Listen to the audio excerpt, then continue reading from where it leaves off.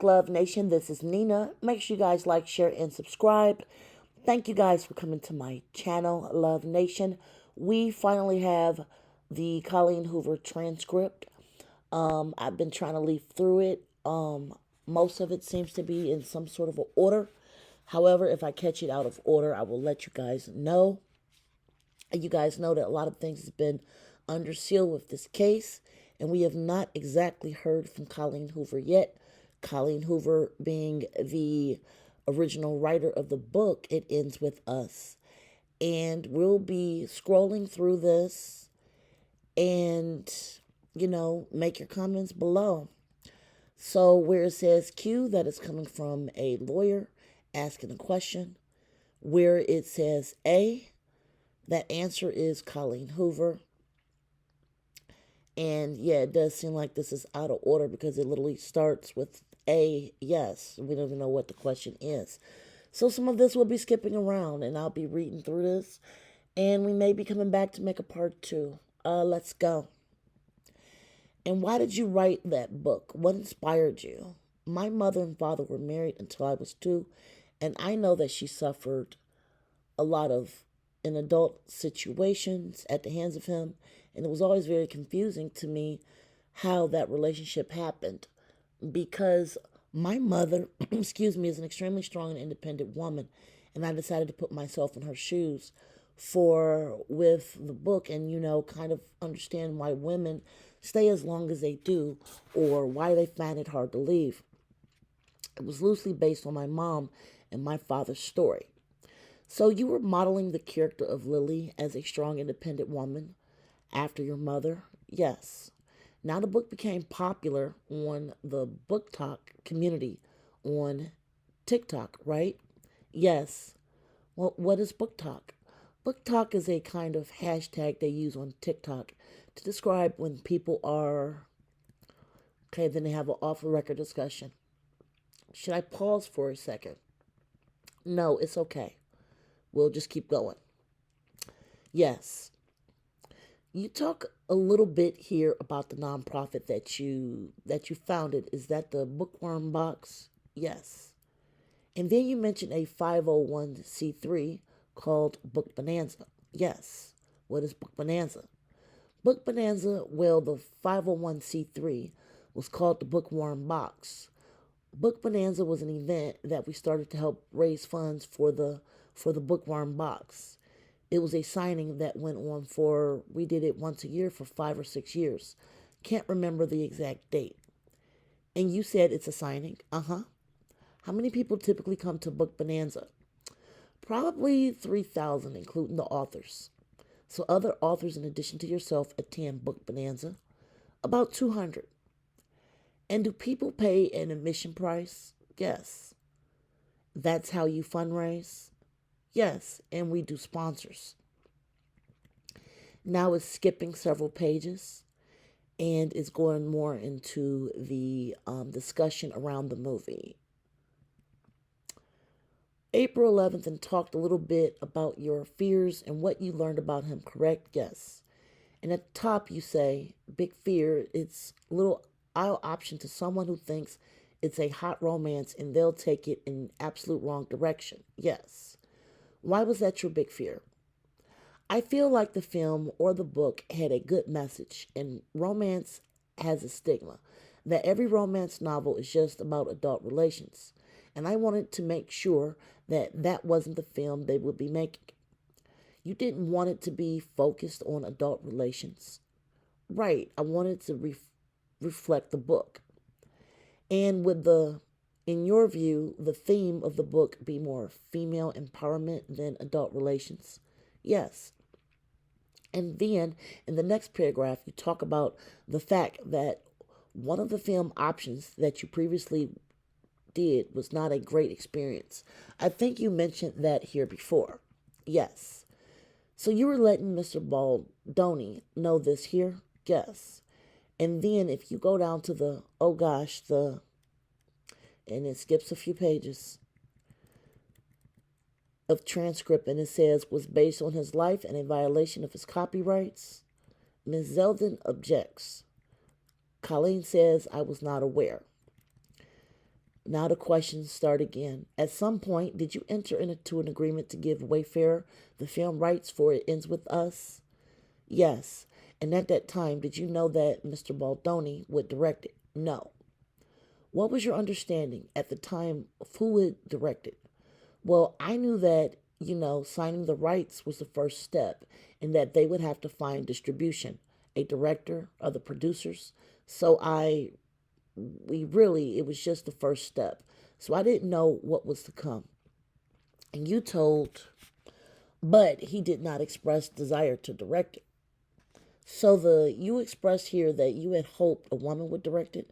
Uh-huh. Did you tell that to Mr. Baldoni? Yeah, I believe we had conversations about it. At some point, did you learn that he was going to be the director? Yes. How did you learn? At first, I was in a room with him and his whole team. The first time I heard he was interested, and he had brought it up in that room, and that was the first time I knew that he wanted to direct it. And what was your reaction when he brought it up?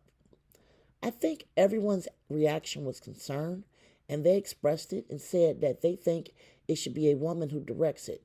And the screenwriter, and I can't remember her name, Christy Hall, I believe that's who was in the room. He said, well, what if we co-directed, she and him? And they spoke on that for a minute or two and didn't decide on what they would do. And so then he asked me directly, after his team had expressed concerns, and asked what I thought about him possibly directing it. And I said that I would prefer a female director. But if that wasn't possible and they couldn't find one, that I felt like, of all men, with him having a platform that he did based on women, that he would be one of the few men I would be okay with directing it. Did Miss Hall express interest in co-directing the film with Mr. Baldoni at the time? I don't recall. And do you recall who from Mr. Baldoni's team was in this meeting? No, this was my first time meeting everyone, and there were several people on Zoom on a screen, so it was a number of people, maybe 8 or 9. And do you recall the general sentiment of why there was pushback on the concept of Justin directing? Yes, because the film was centered around DV, and everyone was just concerned that having a man direct it. When did you learn that the decision had been made and Mr. Baldoni, Justin, was going to direct it, notwithstanding the concern? I don't recall the date, but he did let me know that he was going to be the director, but I don't know how that came about or what conversations were had. Did you know that Justin would also star as the lead character, Ryle? I don't know if I knew that at the time. When did you learn about it? That was never a worry of mine. Again, this skip pages. That was never a worry of mine. I would have been fine if they had just went with an unknown, if she could do the job. It didn't hurt to have Blake Lively, right? It didn't hurt. Now, you mentioned earlier that you had hoped to be involved in writing the script. At some point, did you learn that the script had been written? Yeah. When did you learn that it had been written? Yes. I don't recall. And were you involved in the writing of the original script? I actually had talked to Justin about writing it myself, and he agreed to that. But once I started, I realized I was not the person for the job. I had a lot on my plate at the time, and he had mentioned the script writing with him, like he liked to be involved as a script was being written, and that's just not a way I can work. And so I told him I no longer wanted to write it. Did you hope to have input, though, in the script? Yes. And did you have input into the script at some point? I requested to read the script several times, and Justin repeatedly told me it wasn't where he wanted it yet for me to read it. And so I was not involved in the script as it was being written. I was involved after it became a draft. He was happy with it, not with writing, but with feedback. Feedback? Yeah. You said there. I'm just going to ask you, is that a yes? Yes. Was there a meeting that you attended in which script was discussed? Yes. When was that meeting? I don't recall. I believe it was, I don't even remember the year, if I'm going to be honest. Okay. I'm going to hand you a document that we marked. We marked it Exhibit 5. Okay. Exhibit 5 is an email chain. At the bottom, it's from Colleen Hoover, Samantha Elmer, CCing Andrew Coliff, and Justin Baldoni, dated July 14th of 2022, with the forwarded from Justin to Jennifer Abel, Matthew Mitchell, and Jamie Heath on August 15th of 2024. It's stamped Heath 4821 through 22. Miss Hoover, you're not on the top of this text chain, the forward, but you sent the one on the bottom. Is that correct? Yes. And you recognize this as an email that you sent and participated in? Yes.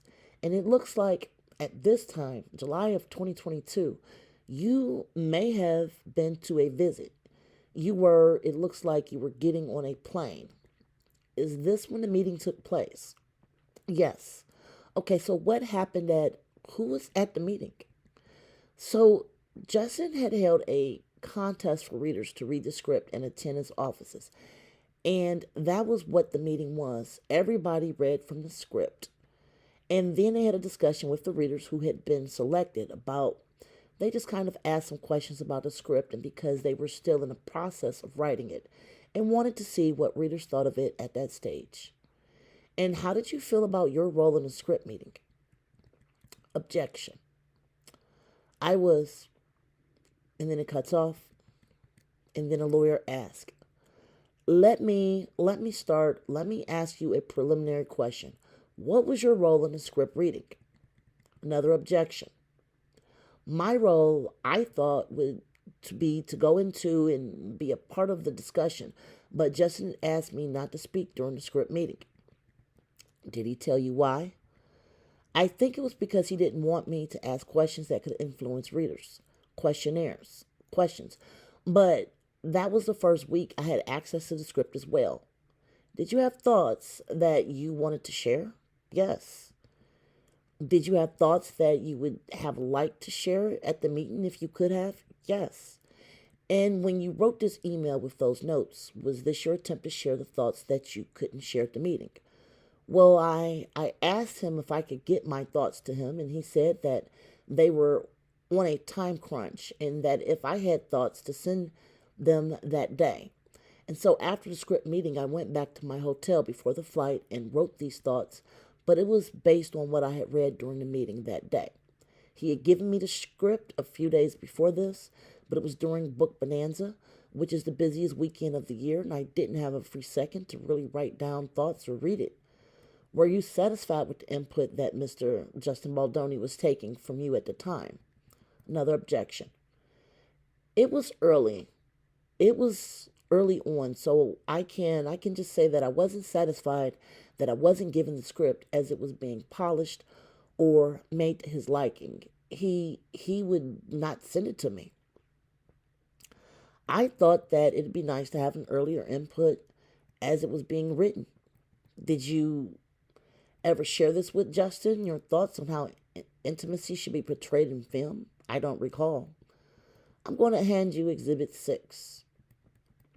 Exhibit 6 is a text chain between Jamie Heath, Angie Giannetti, Justin, and Alex Sachs. It's stamped Heath 5155-7 through 558, dated April 30th, 2023. Miss Hoover, you are not on this text chain, correct? Yes. So in the first text in his chain, Justin forwards something that he purports is from you. Do you see that? Yes. It says from Colleen Hoover. Take a moment and read that. I just want to know if you recognize this as something you wrote to Justin. I just read it, and it is something I wrote to him. Okay. At the bottom of the paragraph of this, you wrote, it's fun sitting alone and reading detailed adult scenes to some people, but not many want to be in the theater watching them. In movies, it's way more important to see those angsty looks and forbidden small touches, flirtations, than an extended adult scene. Fade to black is always nice in movies. Some of these movies that focus on romance Think women want to watch adult activity, but they couldn't be more wrong. We want to watch love and emotions and angst build up. And then using our imaginations there is fine. Are those words that you wrote? Yes. And is that an accurate description of how you felt intimacy should be portrayed in this film? Yes. Why did you think that this was an important way to portray intimacy in this film in particular? Objection. I'm going to pause reading right here. It seems like Colleen had a lot more to do with the script than she is trying to let on. Tell me what you guys think. Like, share, subscribe, and we'll be back later with part 2. Bye, guys.